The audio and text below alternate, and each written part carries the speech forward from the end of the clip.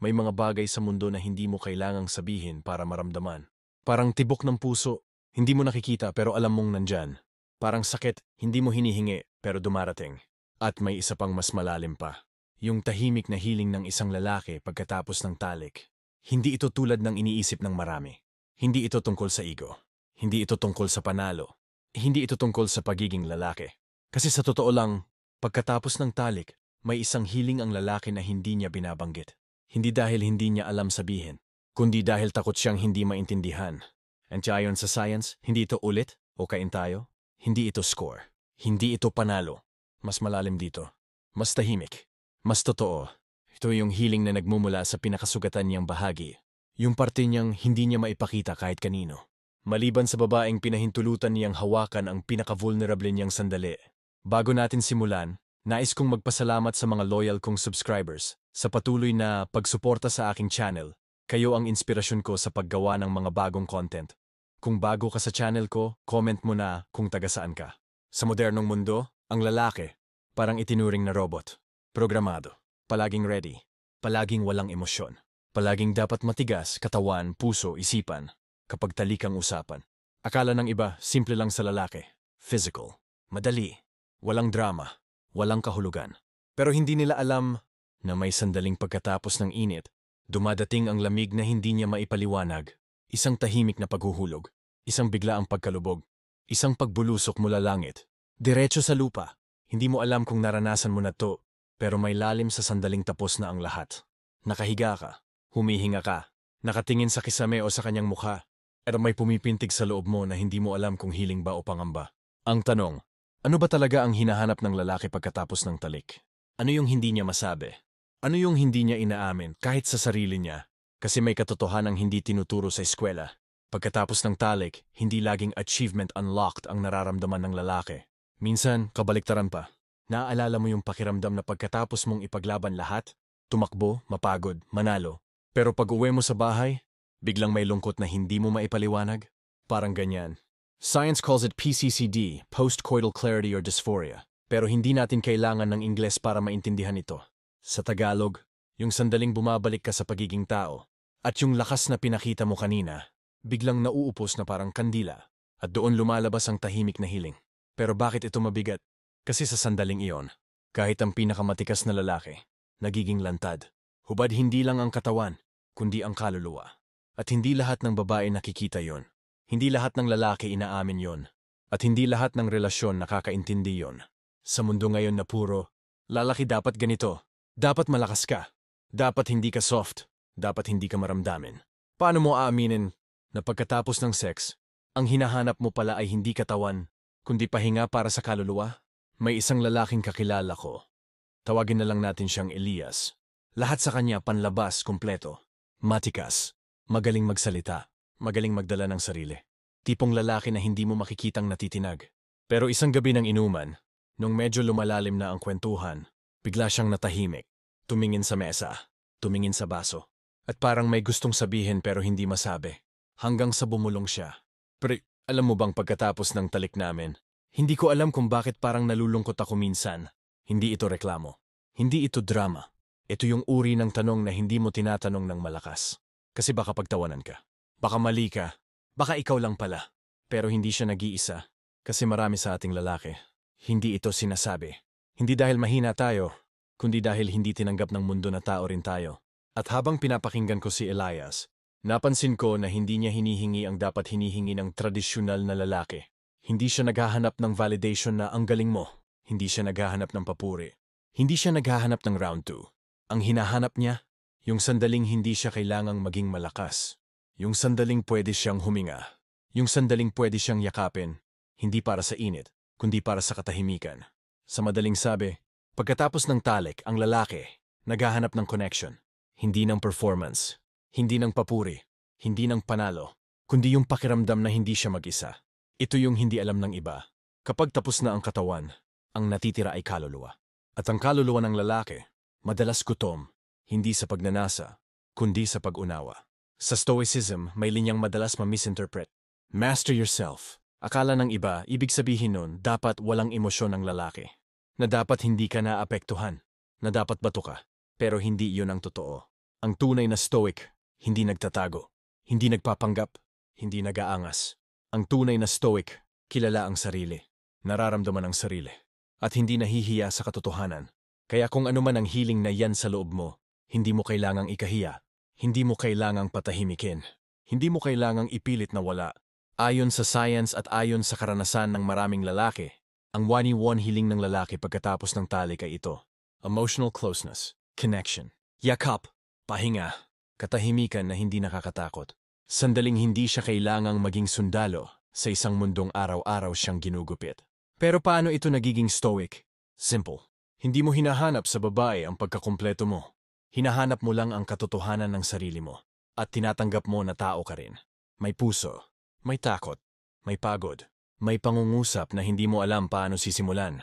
Kung may babae kang kasama na kayang tanggapin yan, huwag mong sayangin. Kung wala pa, huwag mong hanapin sa kung kanino. Kapag kilala mo sarili mo, hindi ka na magiging alipin ng pagnanasa. Magiging Panginoon ka ng sarili mong puso. At doon nagsisimula ang tunay na stoic masculinity. Hindi sa pagiging walang emosyon, kundi sa pagharap sa lalim mo nang hindi tumatakbo. May mga sandaling hindi natin napapansin pero ramdam natin hanggang kaluluwa. Ang lalaki, pagkatapos ng talik, ay madalas naghahanap ng hindi mainit, kundi katahimikan na may kasama. Hindi performance, hindi validation, hindi panalo, kundi yung uri ng presensya na hindi maipaliwanag ng salita. Pero bakit ganito? Ano ang nangyayari sa utak, sa puso, sa kaluluwa ng lalaki pagkatapos ng sandaling iyon? Bakit siya tahimik? Bakit parang may binabagsakan? Bakit parang humihiwalay sandali ang isip niya sa mundo? At ano ang pinag-uugatan ng hiling na iyon? Dito tayo papasok sa mas malalim na bahagi ng usapan. Sa parte ng lalaking hindi nakikita, pero nararamdaman ng mga babaeng marunong makiramdam. May sinasabi ang mga psychologist na postcoital neurochemical shift. Sounds complex pero sa Tagalog, biglang paglipat ng loob ng lalaki pagkatapos ng sandaling pinakamalapit na nangyari. Ganito kasi yan. Bago at habang nasa init, mataas ang dopamine. Parang adrenaline, parang fire, parang sigaw ng katawan na may hinahabol. Pero pagkatapos, humahampas ang oxytocin at prolactin. Mga chemical para sa pagbaba, hindi para sa pag-akyat. Kaya may lalaking biglang nanghihina, biglang tahimik, biglang parang lumulubog, biglang parang wala sa sarili. Pero alam mo ang nakakagulat? Hindi ito dahil ayaw niya sa babae. Hindi ito dahil sawa siya. Hindi ito dahil nalungkot siya sa kasama niya. Ito ay likas. Nasa biological wiring. Nasa utak, nasa katawan. Pero yung interpretation, yung emosyon na sumusunod, yun ang mas malalim. Kasi habang humihina ang katawan, lumalakas ang pagkamakatao. Yung bravado na meron siya kanina, yung posture, yung confidence, yung gigil, unti-unting natutunaw. At doon lumalabas ang tunay na lalaking nasa ilalim ng maskara. May sandaling pagkatapos ng talik na hindi na pag-uusapan. Yung moment na hindi mo alam kung dapat kang bumangon o yakapin siya. Kung dapat kang magbiro o manahimik, kung dapat kang tumingin o umiwas. This moment is the most vulnerable moment a man ever experiences. Mas vulnerable pa kaysa sa pag-amin ng nararamdaman niya. Mas vulnerable pa kaysa sa pag-iyak niya nang hindi nakikita ng iba. Mas vulnerable pa kaysa sa pagtalon niya sa relationship. Kasi sa sandaling iyon, hubad ka hindi lang sa katawan, kundi sa buong pagkatao mo. Wala kang armor, wala kang tapang, wala kang lalaki dapat ganito. Ikaw lang, yung totoo. Yung hindi mo na kayang itago. Kaya ang Macor 1 na hinahanap niya, hindi talik ulit, hindi papure, hindi food, kundi, meron ka pa bang pakialam sa akin kahit wala na akong maskara? Ang tanong ng lalaki pagkatapos ng talik ay hindi laging naririnig, pero ramdam mo kapag tahimik siya, nakahiga, nakatitig sa kisame. Hindi siya naghahanap ng drama, hindi siya naghahanap ng kumpirmasyon. Hinahanap niya kung ligtas pa siyang maging tao sa tabi mo. Maraming lalaki ang hindi marunong magsabi nito. Hindi dahil hindi nila kaya, kundi dahil wala silang sanay na salita. Bata pa lang, tinuruan tayong maging matigas. Tinuruan tayong maging kalmado. Tinuruan tayong huwag umiyak. Pero walang nagturo sa atin. Paano sabihin ang tahimik na takot? Na baka hindi tayo sapat. Pagkatapos ng sandaling pinakamalapit tayo. Kaya ang hiling ng lalaki ay hindi. Yakapin mo ko. Dito ka lang. Kailangan kita. Hindi. Madalas ganito lang. Tahimik? Pero may init ng pakiusap sa hangin. Parang sabi ng mata, ayos lang ba ako sa'yo kahit ganito lang ako? Hindi ito kahinaan. Hindi ito paghingi ng sobra. Hindi ito pag-attach. Ito ay pagtanggap. Pagtanggap sa sarili niyang hindi perpekto at pag-asa na baka tanggap siya ng babae kahit sandaling iyon. May nakilala akong lalaki. Hindi ko nababanggitin ang pangalan. Pero nung nag-uusap kami, bigla siyang nagsabi ng isang bagay na hindi ko makakalimutan. Alam mo bro, pagkatapos ng talik, napapaisip ako kung nagawa ko bang maging enough. Hindi sexually, pero emotionally. Kung na-feel ba niya na hindi ko lang siya ginamit, kundi minahal ko rin siya sa sandaling iyon. Nakakatawa, no? Dahil sa toxic masculinity na kultura, akala ng mundo ang lalaki ay hindi nag-iisip ng ganito. Akala nila simple lang tayo. Akala nila walang laman ang loob natin maliban sa pagnanasa. Pero sa likod ng lahat, may tanong tayong hindi natin matakasan. Importante ba ako sa kanya? Hindi lang sa kama, hindi lang habang mainit, kundi pagkalipas ng lahat. Dahil doon sinusukat ng lalaki, yung connection. Hindi sa lakas, hindi sa galing, kundi sa tahimik na pagmamasid pagkatapos. Bakit ba hinahanap ng lalaki ang presence pagkatapos? Simple. Kasi ang pinakamalaking takot ng lalaki sa intimacy ay hindi rejection, kundi disconnection. Yung takot na baka physical lang ang lahat. Yung takot na baka hindi naman siya mahal, ginusto lang sandali. Yung takot na baka pagkatapos niyang ibigay ang sarili niya, wala palang lalim. Ito yung irony. Ang lalaking kayang lumaban sa mundo ay minsan natatakot sa isang katahimikan na walang init. Kasi sa atin, iba ang kahulugan ng silence. Kung lalaki ka, alam mo ito. Minsan ang silence ay pahinga. Pero minsan, ito ang pinakamasakit na tanong. At pagkatapos ng talik, yun ang moment na hindi mo alam kung alin. Kaya naghahanap siya ng anchor. Hindi para kontrolin, hindi para mag-demand, kundi para hindi mahulog sa sariling isip. Kung iisa-isahin mo ang utak ng lalaki pagkatapos, hindi mo makikita ang kalibugan, hindi mo makikita ang pagnanasa, kundi processing, parang whiteboard sa isip. May mga tanong, naging gentle ba ako? Naging present ba ako? Okay ba siya? Na-feel ba niya ako? Totoo ba yung connection o napagkamalan ko lang? Mahal ba niya ako o moment lang? Safe ba ako sa kanya? At ang pinakamasakit, worth it ba ako sa kanya? Hindi ito pagdududa sa babae, kundi sa sarili. Kaya ang hiling niya ay hindi physical. Ang hiling niya ay kaunting kapayapaan lang sana. Sa Stoicism may tinatawag na return to self. Ito yung sandaling pagkatapos ng anumang extreme, tagumpay, pakikipaglaban o pagmamahal, babalik ka sa sarili mo. Ang talik, isa sa pinakamatinding extreme. Bakit? Kasi sa sandaling iyon, wala kang proteksyon, wala kang dahilan, wala kang pagkukunwari. And yung Stoic teaching ay hindi walang emosyon, kundi kilalanin ang pinanggagalingan ng iyong emosyon at huwag kang maging alipin nito. Kung ang lalaki ay biglang napupuno ng silence pagkatapos, hindi ibig sabihin may mali. Ibig sabihin, bumabalik siya sa sarili niya at nangangapa siya kung saan siya lulugar, sa puso ng babaeng kasama niya. Ang magtunay na Stoic masculinity ay ito. Maramdaman ang bigat, pero hindi matakot dito. Maghanap ng connection, pero hindi mag-demand. Humingi ng presensya, kahit hindi ito binibigkas. Sa panahon ngayon, maraming relasyon ang parang Instagram story. Nawawala pagkalipas ng 24 hours. Temporary connection, momentary intimacy, short-term warmth. Kaya ang lalaki, kahit hindi niya inaamin, ay naghahanap ng something na hindi nawawala. Pagkatapos ng sandaling pinaka-vulnerable siya. Ganito yon. Kung ang talik ay apoy, ang hinahanap niya ay hindi init, kundi liwanag. Yung liwanag na nagsasabing, nandito pa ako. Kahit hindi tayo naglalaban o naghahalikan, kita pa rin kita. Kahit walang galaw, may nararamdaman pa rin ako. Ganito ka simple. Ganito ka complex. May isa pa akong kilala. Simple lang siyang lalaki. Hindi malakas, hindi macho, hindi alpha. Pero may sinabi siyang hindi ko makalimutan. Bro, hindi ko hiling ang katawan niya pagkatapos. Gusto ko lang malaman kung mahal pa rin niya ako kapag natanggal na lahat ng adrenaline. Ang ganda, no? Nakakatawang isipin na ang lalaki na pinaka-tickle ng mundo ay hindi naghahanap ng touch, kundi assurance. At napagtanto ko, hindi tayo naghahanap ng katawan pagkatapos ng sex. Naghahanap tayo ng kaligtasan. Yung pakiramdam na hindi tayo iiwanan, pagkatapos nating maging pinakahubad na bersyon ng sarili natin.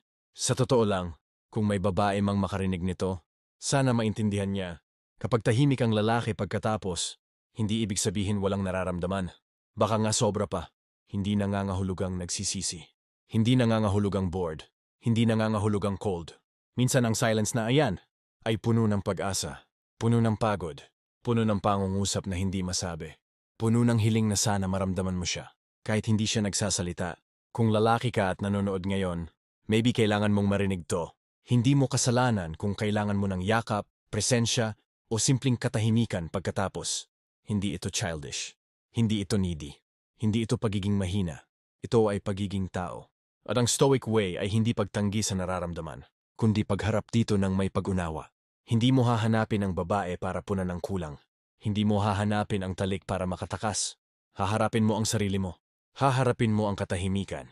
At pagtapos nun, mas malinaw mong maiintindihan kung saan ka lulugar sa puso niya at sa buhay niya. Sa ibabaw, mukha lang itong simpleng pangyayari. Dalawang katawan, isang sandali, isang paghinga na sabay, isang init na parang saglit na binuksan ang pinto ng langit. Pero sa ilalim ng balat, sa ilalim ng pagnanasa, sa ilalim ng lakas at pagod, may nangyayaring mas malalim. Sa sandaling iyon, ang lalaki na buong araw nagkunwari na kaya niya, biglang nauupos. Biglang lumalambot, biglang nagiging tao. At dito pumapasok ang katotohanan. Pagkatapos ng sex, hindi lang katawan ng lalaki ang humihinga, kundi yung puso niyang matagal nang naka-armor. At pag huminga ang puso, doon lang niya nararamdaman ang totoo. Takot, pag-asa, pangarap, tanong, pangungulila, pagod. Kaya ang hinahanap niya ay connection. Hindi para ma-validate, hindi para mag-demand, hindi para magkaroon ng power. Hinahanap niya dahil doon siya bumabalik sa pagiging totoo. Maraming babae ang hindi nakakaintindi nito. Bakit may lalaking biglang humihiwalay? Bakit tumatahimik? Bakit tumatalikod? Bakit parang naglalakbay ang isip niya kung saan-saan? Akala nila may mali. Akala nila wala ng gana. Akala nila hindi masaya yung lalaki. Pero ang totoo, hindi sila tinatalikuran. Sarili nila ang tinitingnan nila. Kasi ang lalaki, sa totoong buhay, hindi naman niya masyadong nakikita ang sarili niya. Mas nakikita niya ang ginagawa niya, hindi ang nararamdaman niya. Pero pagkatapos ng talik, pag nawala yung adrenaline at naubos yung bravado, parang nilalagay siya sa harap ng salamin na hindi niya matakasan. At ang salamin na iyon, hindi nagpapakita ng katawan. Pinapakita nito ang kaluluwa. Kaya minsan natatahimik siya. Minsan lumulutang. Minsan parang may biglang lungkot na dumadaan kahit walang dahilan. Hindi ito drama. Hindi ito algorithm ng utak. Hindi ito play pretend. Ito si pagbabalik sa sarili. At sa pagbabalik na iyon, ang hinahanap ng lalaki ay hindi sagot, kundi presence. Hindi validation, kundi presensya. Hindi excitement, kundi katahimikan na hindi malamig. Hindi ulit, kundi nandyan ka pa ba? Kahit ang pinakamatapang na lalaki, kapag nasa kama na, nagiging simpleng tao na lang. Hindi na siya leader, hindi na siya warrior, hindi na siya protector. Siya lang, hubad, vulnerable, totoo. At sa sandaling iyon, kahit hindi niya sabihin, may takot siyang ganito. Paano kung hindi pala ako sumusapat? Hindi sa performance, hindi sa galing, hindi sa lakas, kundi sa presensya, sa pagmamahal, sa lalim.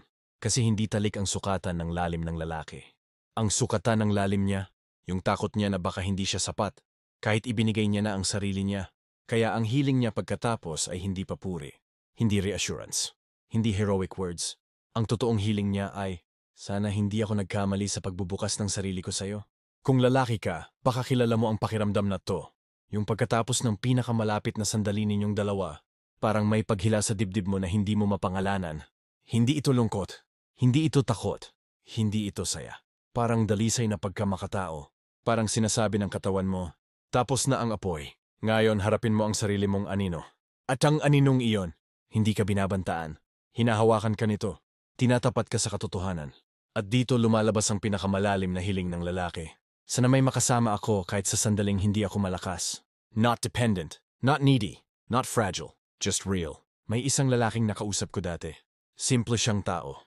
Hindi malakas ang dating. Hindi loud, hindi alpha. Pero may bigat ang mga mata niya. Sabi niya sa akin, Preb, alam mo yung pakiramdam na pagkatapos ng talik, parang biglang nagiging stranger yung babaeng mahal mo? Hindi dahil ayaw niya sa'yo, kundi dahil hindi mo alam kung paano mag-communicate. Yung nararamdaman mo, tinanong ko, anong gusto mo sana? Tahimik siya saglit, huminga ng malalim. Sabi niya, gusto ko lang sana na maramdaman kong kasama ko siya, kahit wala kaming sinasabi. At doon ko naintindihan, ang lalim ng hiling ng lalaki ay hindi ang yakap mismo, kundi yung kahulugan ng yakap.